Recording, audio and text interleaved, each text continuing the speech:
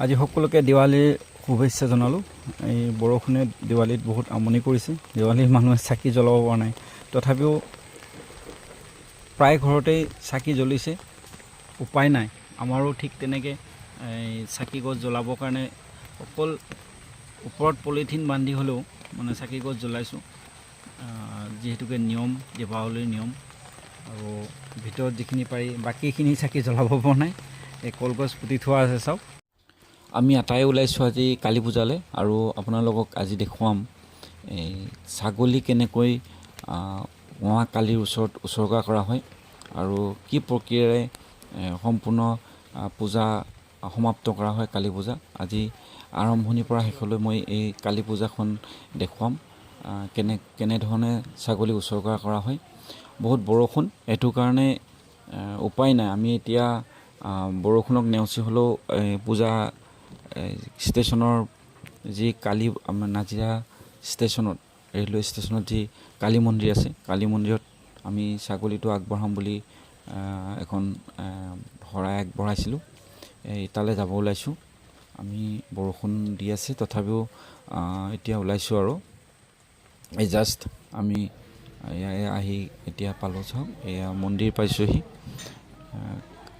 ষ্টেচনৰ কালী মন্দিৰ। এই পূজাৰ আৰম্ভ হৈছে। মাহ প্ৰসাদৰ শৰাইবিলাক মানুহে আগবঢ়াইছে। এই পূজা আৰম্ভ হ'ব আৰু বৰষুণ, তথাপিও মানুহবিলাক আহিছে। এটা সুন্দৰ পৰিৱেশ। মা কালীৰ পূজা অইন বছৰ বহুত ধৰণৰ প্ৰগ্ৰেম ৰখা হয়, কিন্তু এইবাৰ মই মা কালীৰ ওচৰত আমাৰ সমীৰ যি এই পূজাৰ লগত জড়িত ব্যক্তি, তেওঁ দুৰ্গা পূজাত এক্সিডেণ্ট হৈছিলে, তেওঁ আজি মৃত্যু হৈছে হস্পিটেলত। তেওঁৰ আত্মাৰ সদ্গতিৰ কাৰণে মই মা কালীৰ ওচৰত প্ৰাৰ্থনা জনাইছোঁ। আমাৰ পূজা আৰম্ভ হ'ল, নহ'লে ইয়াত বহুত ধৰণৰ কালচাৰেল প্ৰগ্ৰেম ৰখা হয়। আজি তেনেকুৱা এক পৰিৱেশৰ কাৰণে এইটো কৰা নহ'ল। দুৰ্গা পূজাও ইয়াত এইবাৰ মাত্ৰ নিয়মটোহে কৰা হ'ল।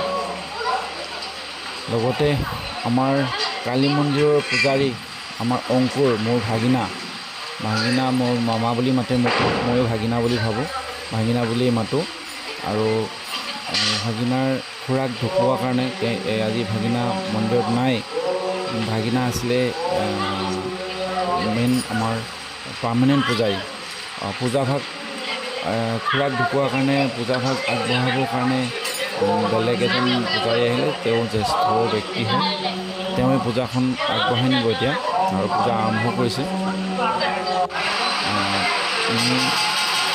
ছাগলী প্ৰায় ছাগলীটো লৈ আহোঁ মন্দিৰত, আমি ছাগলী উছৰ্গা কৰিবলৈ ঘৰৰ পৰা ছাগলীটো আনিলোঁ। বৰষুণ, উপায় নাই, বৰষুণটো ৰাতিপুৱা 6টা বজাৰ পৰা এতিয়ালৈ দিয়েই আছে। এয়া এতিয়া মন্দিৰতে ৰখোৱা হ'ব।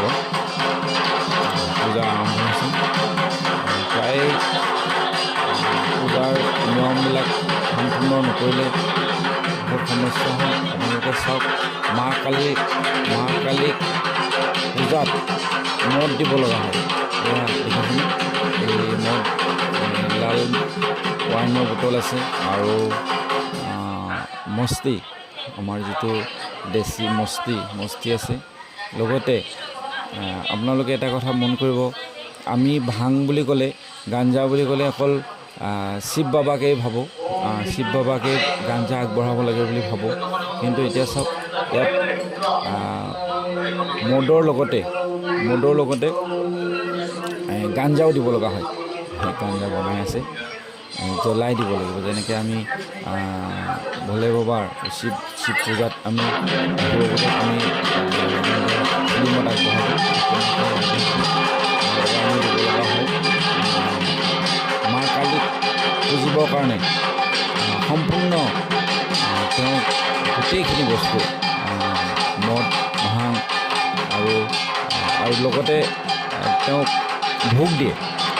যি ভোগ বনায় সেই ভোগ তেওঁক দিয়া হয়।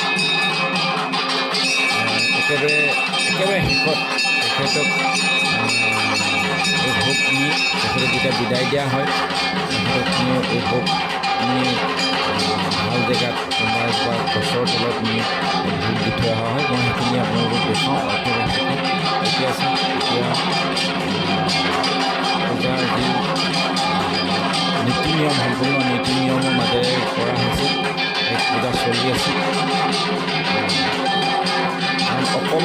অকণমান ভুল হ'লেই মা কালীয়ে বহুত ডাঙৰ দুখ ধৰে, এইটো এটা ডাঙৰ কথা। আৰু সেইটো কাৰণেই এই পূজাৰীজন জ্যেষ্ঠ লোক, তেওঁৰ আগত মই পোৱা নাছিলোঁ, ইয়াত প্ৰথমবাৰ আহিছে। ভাল লাগিলে, তেওঁকো চিনাকি হ'লোঁ। তেওঁ আগতে দিনতে আহি মই এবাৰ তেওঁৰ লগত কথা পাতি গ'লোঁ, ভাল লাগিলে। আৰু মোৰ এজন ভাল ভাইটিৰ মোমায়েক হয় বুলি কৈছে। পূজা আৰম্ভ হৈছে। ইয়াত একচুৱেলি বেছি বেংগলী সম্প্ৰদায়ৰ মানুহ আছে।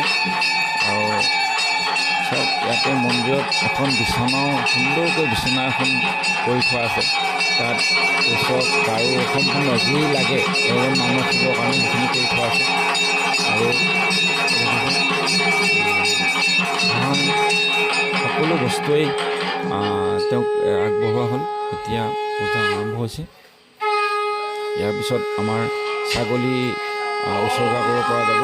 আমাৰ ছাগলীটো উচৰ্গাৰ কাৰণে আমাক পূজাৰীয়ে আজ্ঞা দিলে আমি ছাগলীটো উচৰ্গা কৰিবলৈ আগবঢ়াই আনিম।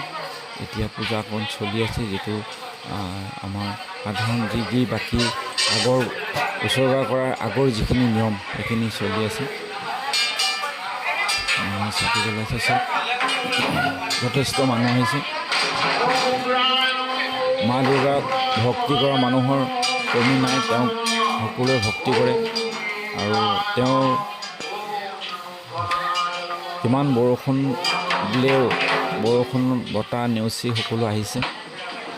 এতিয়া প্ৰায় 11টামান বাজিছে নিশা। এতিয়া আমাৰ ছাগলীটো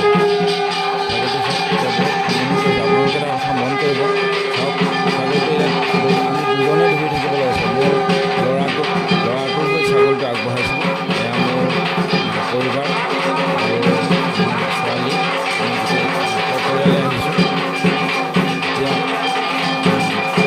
চাওক আপোনালোকে এটা কথা মন কৰিব, ছাগলীটো প্ৰথম গৈ কিমান আমনি কৰিছিলে। আৰু মাৰ ফুল এপাহ মূৰত দিয়াৰ পিছত ছাগলীটো সম্পূৰ্ণ ঠাণ্ডা হৈ গ'ল। একদম আমনি কৰা নাই। এয়াই হ'ল মা কালীৰ শক্তি। প্ৰথম অৱস্থাত আমনি কৰিলে, কিন্তু এতিয়া চাওক অকণমানো আমনি কৰা নাই। আপোনালোকে দেখিলে মা কালীৰ ফুল এপাহ মূৰত দিয়াৰ লগে লগে এই ছাগলী একদম সুস্থ হৈ গ'ল, একদম ঠাণ্ডা হৈ গ'ল। এতিয়া চাওক দেখিছে, এতিয়া একোৱে আমনি কৰা নাই, কি ধুনীয়া চৈ আছে। এয়াই মা কালীৰ শক্তি।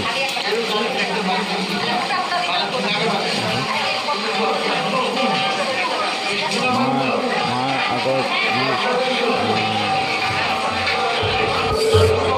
ৰঙা কাপোৰখন আগবঢ়াইছিলোঁ, তাৰে এখন ঢালি আমাক ডিঙিত বান্ধিব ক'লে।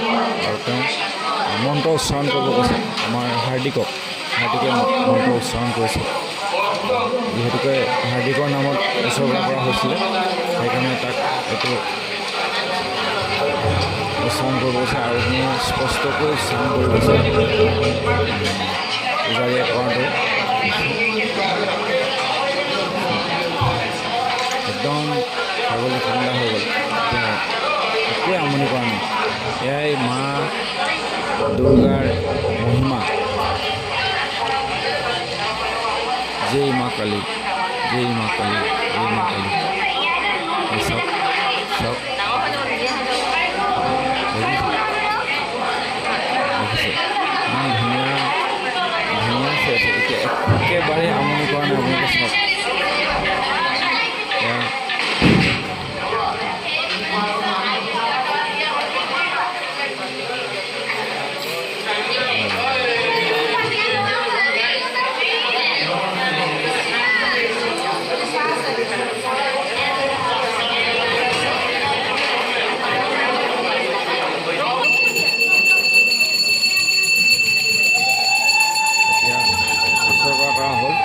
গোচৰা কৰাৰ পিছত আমি ছাইডতে হ'ব বাহিৰত ৰাখিছোঁ।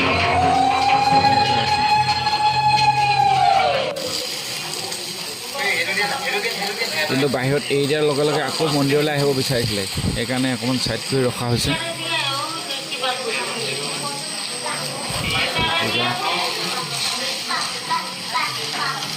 যজ্ঞ আৰম্ভ হৈছে, অসম যজ্ঞ আৰম্ভ হ'ল। আচলতে যজ্ঞ অবিহনে পূজা আমাৰ ব্ৰাহ্মণ নীতি নিয়মেৰে যি পূজা কৰা হয় সেই পূজা সম্পূৰ্ণ নহয়। যজ্ঞ চলি আছে, যজ্ঞৰ